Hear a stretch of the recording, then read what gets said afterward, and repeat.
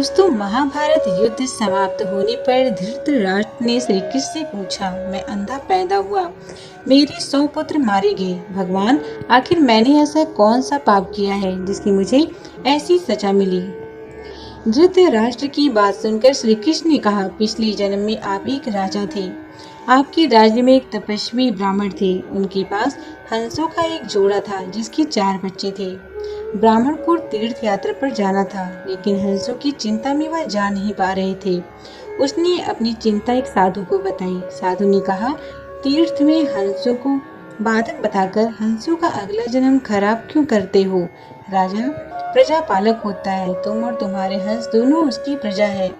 हंसों को राजा के संरक्षण में रखकर तीर्थ यात्रा करने जाओ।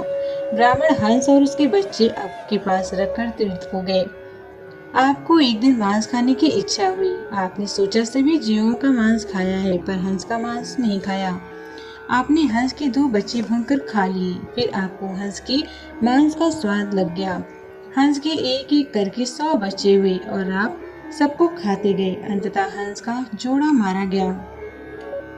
कई साल बाद जब ब्राह्मण लौटा और हंसों के बारे में पूछा तो आपने कह दिया कि हंस बीमार होकर मर गए। आपने तीर्थ यात्रा पर गए उस व्यक्ति के साथ विश्वासघात किया जिसने आप पर अंधविश्वास किया था। आपने प्रजा की धरोहर में डाका डालकर राजधर्म भी नहीं निभाया। जीवा के लालच में पड़कर हंस के 100 बच्चे भूनकर खाने के पाप से आपके 100 पुत्र हुए, जो लालच में पड़कर मारे गए। श्री कृष्ण ने धृतराष्ट्र से कहा, आप पर आंख मूंद कर भरोसा करने वाले से झूठ बोलने और राजधर्म का पालन नहीं करने के कारण आप अंधे और राजकाज में विफल व्यक्ति हो गए। सबसे बड़ा छल होता है विश्वासघात। आप उसी पाप का फल भोग रहे हैं।